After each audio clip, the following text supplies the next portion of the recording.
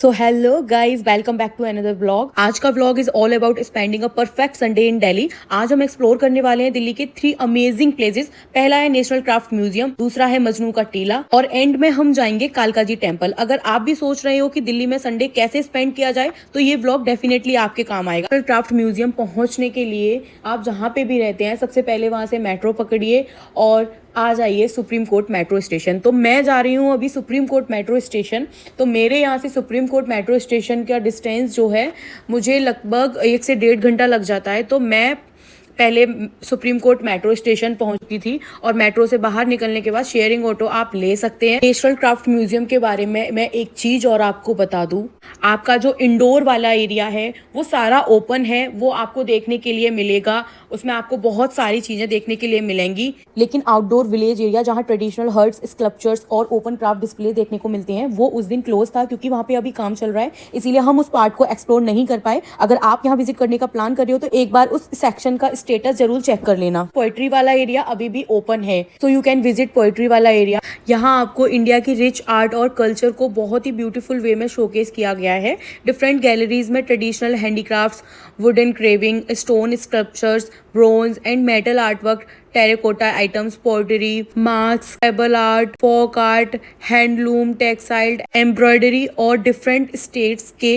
Traditional artifacts देखने को मिलते हैं। हर गैलरी इंडिया की किसी न किसी रीजन की क्राफ्टमैनशिप और हेरिटेज को रिप्रेजेंट करती है। अगर आप आर्ट, हिस्ट्री या कल्चर में इंटरेस्ट रखते हैं तो ये प्लेस डेफिनेटली वर्थ विजिटिंग है। और ऑनेस्टली हर कॉर्नर पे इतनी ब्यूटीफुल डिटेलिंग की है, आप बस देखते ही रह जाओगे। मैंने यहाँ पे एक चीज़ देखी जो कि जो आर्ट करना जानते हैं, वहाँ पे बहुत सारे लोग जो आर्टिस्ट हैं वो बैठ के आर्ट बना रहे थे। सिर्फ वही लोग वहाँ पे बैठ सकते हैं, अदर कोई भी पर्सन वहाँ पे नहीं बैठ सकता है। तो थोड़ा सा पैरों में अपने में जान लेके जाना अगर आपको घूमना है तो। और अगर आप आर्टिस्ट हैं तो वहाँ पे बैठ के आप आर्ट भी बना सकते हो।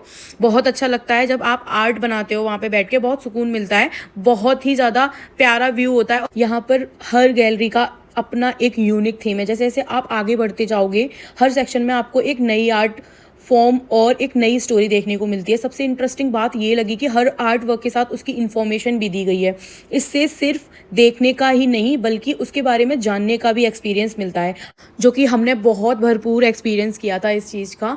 हमको कुछ समझ में नहीं आ रहा था लेकिन हम फिर भी देख रहे थे, समझने की कोशिश कर रहे थे और हमको बहुत अच्छा लगा। हम पढ़ पढ़ के कोशिश कर रहे थे। जैसा कि आप देख सकते हैं हमने बहुत घूमा, बहुत सारा चीज़ें समझी। जो चीज़ें नहीं समझ में आई वो गूगल कर ली, लेकिन हमने बहुत सारी चीज़ें समझने की कोशिश की। बट अगर आप आर्टिस्ट हैं तो आपको यहाँ पर आके बहुत सारी चीज़ें समझ में आएंगी। आपको मस्ट विजिट है, आप यहाँ पे आइए, बैठिए, आप आर्ट बनाइए, बहुत अच्छा लगता है। आज के टाइम में मशीन मेड प्रोडक्ट्स बहुत कॉमन हो गए हैं, लेकिन यहाँ आके पता चला कि हैंडमेड क्राफ्टमैनशिप की असली वैल्यू क्या होती है। हर एक पीस में इतनी फाइन डिटेलिंग और इतनी मेहनत नजर आती है कि सोचकर ये अप्रिशिएशन होती है उन आर्टिसंस के लिए जिन्होंने इसे बनाया। अगर आप दिल्ली घूमने आ रहे हो और मॉन्यूमेंट्स के अलावा कुछ डिफरेंट एक्सपीरियंस करना चाहते हो तो नेशनल क्राफ्ट म्यूजियम को अपनी लिस्ट में जरूर इंक्लूड करना। ये सिर्फ एक म्यूजियम ही नहीं बल्कि इंडिया आर्ट, कल्चर और क्राफ्टमैनशिप को क्लोज से एक्सपीरियंस करने का एक ब्यूटीफुल प्लेस है। और मुझे यहाँ पे सबसे अच्छी चीज़ जो लगी, यहाँ पे एक इंटरैक्टिव टच स्क्रीन डिस्प्ले भी था जो मुझे काफ़ी इंटरेस्टिंग लगा। स्क्रीन पर टच करके आप इंडिया के डिफरेंट स्टेट की ट्रेडिशनल कॉस्ट्यूम को एक्सप्लोर कर सकते हो। हर कॉस्ट्यूम के बारे में इंफॉर्मेशन भी दी गई है कि वो किस स्टेट से बिलोंग करता है और किस खास और उसकी खासियत क्या है। इस तरह म्यूज़ियम सिर्फ देखने का ही नहीं बल्कि एक इंटरैक्टिव लर्निंग एक्सपीरियंस भी बन जाता है। खास करके ये मेरे को चलाने नहीं आ रहा था तो मेरे दोस्त ने मेरे को सिखाया कि इसको चलाते कैसे हैं।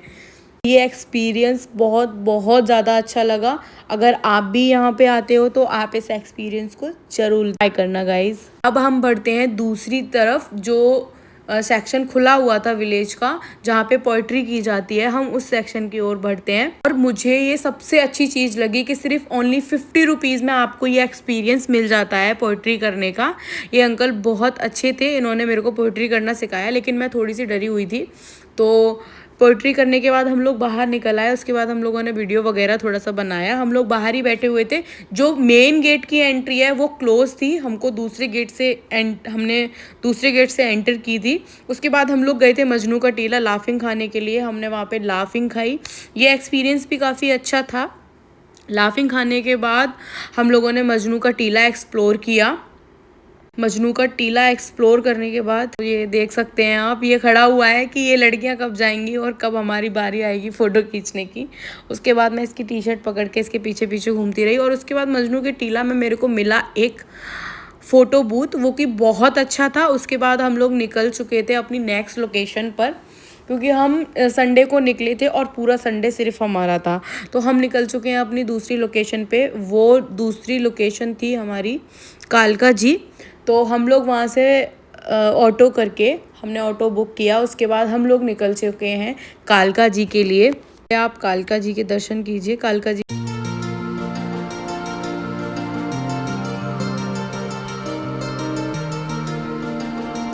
और उस दिन कालका जी में बहुत ज़्यादा भीड़ थी। काफ़ी लोग 8-8 घंटे लाइन में लग के दर्शन कर पा रहे थे, इतनी ज़्यादा भीड़ थी। लेकिन हम लोगों ने 2 घंटे, 2 से 3 घंटे के अंदर अपने दर्शन करके वापस अपने घर आ गए। अगर आपको मेरा व्लॉग पसंद आया है तो सब्सक्राइब करें, लाइक